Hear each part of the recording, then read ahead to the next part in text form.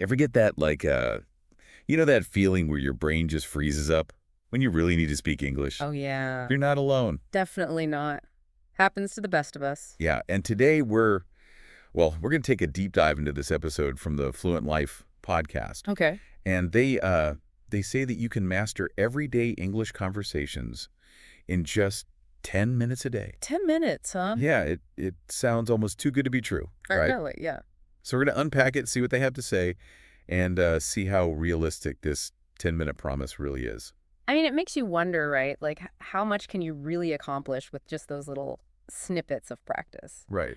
But, the episode starts off with this really relatable anecdote, about someone completely blanking when they're just trying to order a latte. Oh, in a new city. Yeah. I think we've all been there. Oh, totally. The deer in the headlights moment. Yeah, and that's a perfect example of why, like, just those, like, everyday conversations are so important. It really is. It's not just about the language itself, right? It's about, connecting with people. But building confidence. Yeah, and just functioning, like, smoothly in an English-speaking environment. I'd say it's even more than that. It's about, like, feeling empowered, Imagine feeling at ease, like asking for directions or chatting with colleagues or just expressing yourself without any hesitation. I mean, that kind of fluency opens up a whole world of possibilities, wouldn't you say? For sure. So how does this whole 10 minutes a day strategy get you there? Right.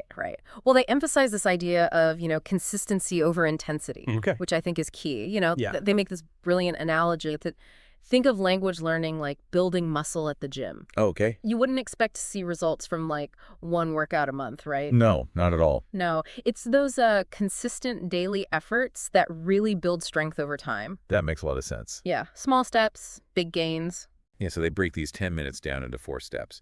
And the first one is to pick one real-life scenario to work on. Got it. So something specific like ordering food or asking for directions or even just like introducing yourself at a party. Right, and I think that's super smart because, choosing a specific scenario like that, it helps you focus your energy and learn the most relevant vocabulary. It's like you're not just learning random words. You're building a toolkit, but for that particular situation. Yeah, that's a good point. Like a laser focus. So then step 2 is you spend a few minutes learning key phrases for that specific scenario. Right. So, like for ordering at a cafe, you might practice things like, can I get a latte, please? Or do you have almond milk? Yeah, exactly. The essentials. Yeah. Simple, but essential stuff. And what's interesting here is that you're learning these phrases in context. You're not just memorizing words in isolation. You're understanding how they fit into a real conversation. That's important. Yeah, it's a game changer. Okay, so what's next? Next up is listening to native speakers. So they suggest apps, podcasts, or even YouTube videos to get a feel for, how people actually speak in your chosen scenario. Okay, so actually listening to real conversations. Exactly, yeah.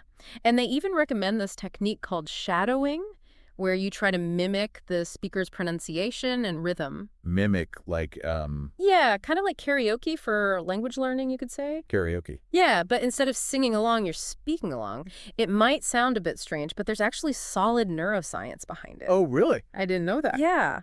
When you mimic speech patterns, you're activating the same brain regions involved in language processing, which helps you internalize the sounds and rhythms of English more effectively. So it's not just about, like, parroting the words. No, not at all. It's about understanding those nuances of pronunciation and intonation, training your brain to speak more naturally. Interesting, like you're training your ear to hear those subtle differences. Okay, that makes a lot of sense. So, and then the final step in their 10-minute routine is role-playing. Ah, yes, the fun part. So you act out the scenario you've chosen using the phrases that you've learned. Yeah. So, for example, if I'm working on ordering at a cafe, I would actually pretend to be at the counter ordering my latte. Precisely. Yeah. And they even suggest recording yourself during the role play so you can listen back and, identify areas to improve. It's like having your own personal language coach, analyzing your performance, giving you feedback. Oh, that's a good idea. Like to hear yourself from an outside perspective. Exactly. Now, they don't stop there. The Fluent Life, they also share some bonus tips for incorporating English into your daily life even more. Oh, okay, so beyond the 10-minute. Beyond the 10 minutes, yeah, exactly. And these tips are all about turning passive exposure into active learning, which can really supercharge your progress. Okay, I like where this is going. So tell me more about these bonus tips. So one of the things that really stood out to me was this idea of labeling objects around your house in English. Okay. Like almost turning your home into a living language lab. Oh, I like that. Yeah, it's like a constant visual reminder, right? And you're passively absorbing new vocabulary just by going about your day. Yeah, I mean, it's like you're immersing yourself in the language without even really trying. Exactly. And they also talk about the power of talking to yourself in English. Talking to yourself.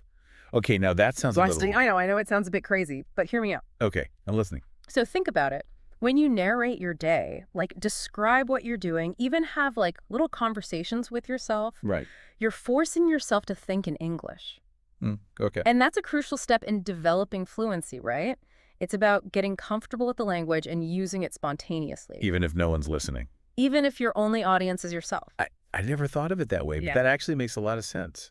Right. It's like giving your brain a workout in English, even when you're not actively studying. Yeah, and you can do it anytime, anywhere. Precisely. The key is to find those little pockets of time throughout your day and turn them into language learning opportunities. Like brushing your teeth, doing the dishes. Exactly. Make it a habit.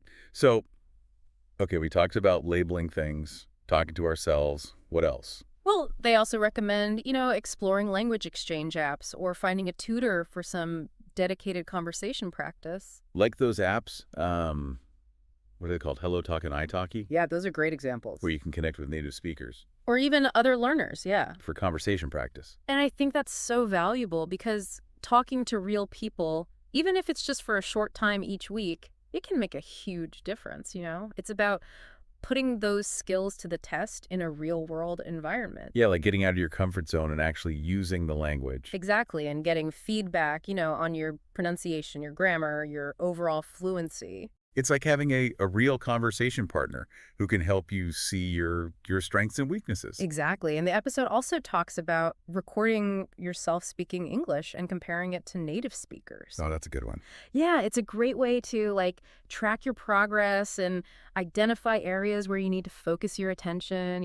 It's not about being perfect. It's about noticing those subtle improvements over time. So like maybe you realize that you're pronouncing a certain sound more clearly or that your sentences are flowing more smoothly. Exactly. It's like having that outside perspective, even if it's just you listening to yourself. Yeah, yeah. Now, they also share this really inspiring story about a listener named Maria who achieved fluency, by sticking to this 10-minute-a-day approach. Really? Just 10 minutes a day? Yep, and her story is so relatable.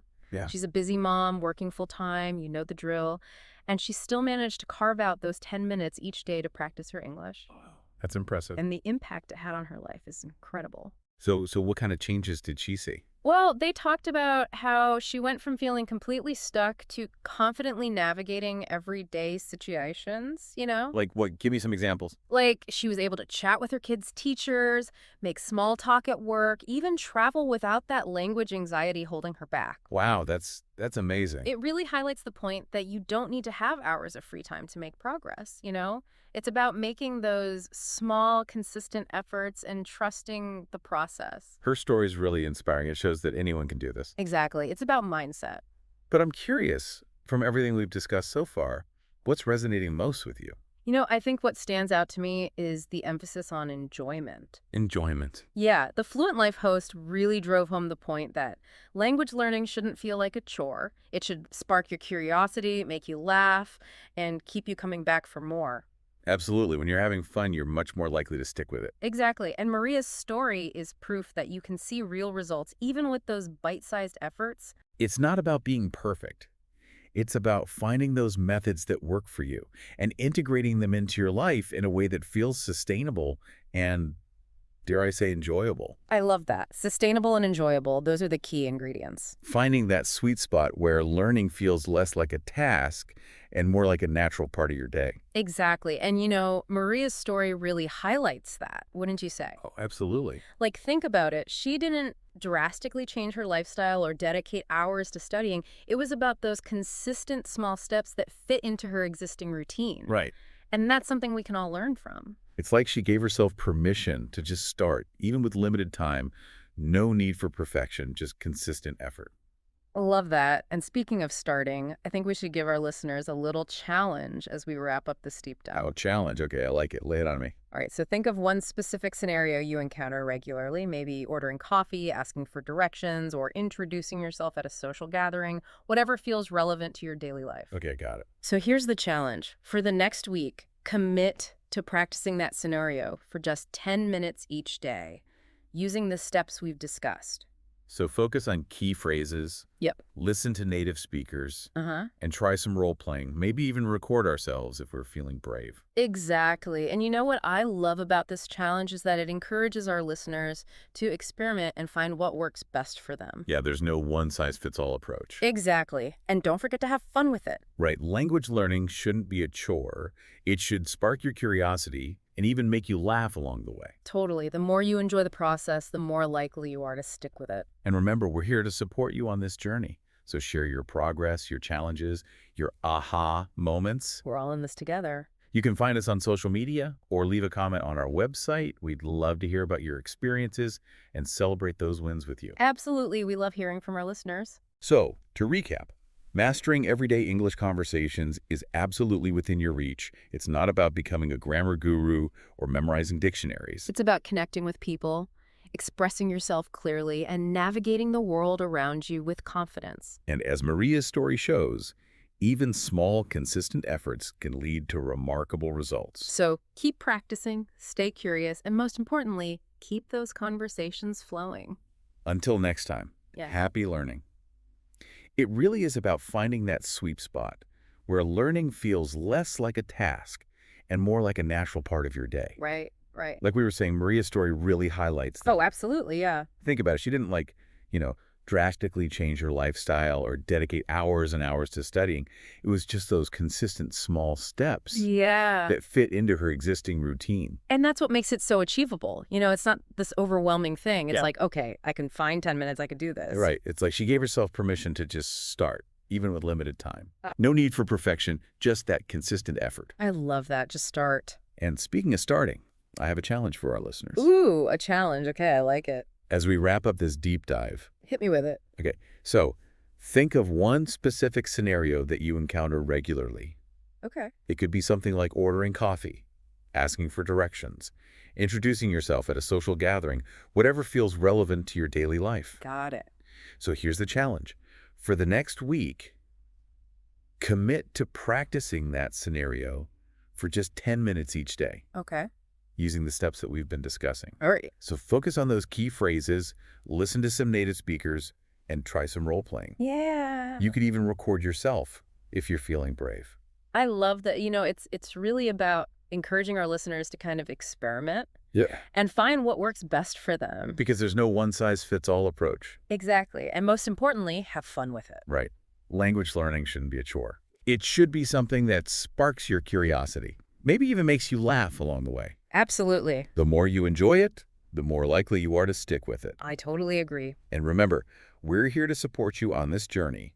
So share your progress, your challenges, those aha moments. Yeah, we're a community here. You can find us on social media, leave a comment on our website. We love hearing from you. We love celebrating those wins with you. Absolutely. So to recap, mastering those everyday English conversations, it really is within your reach. It is. It's not about being a grammar guru. It's not about memorizing dictionary. Think about connecting. Yes, it's about connecting with people, expressing yourself clearly, Yeah. navigating the world around you with confidence. And like Maria's story shows, even those small, consistent efforts, They can lead to remarkable results. they really can. So keep practicing, stay curious, and most importantly, keep those conversations flowing. That's it. Until next time, happy learning.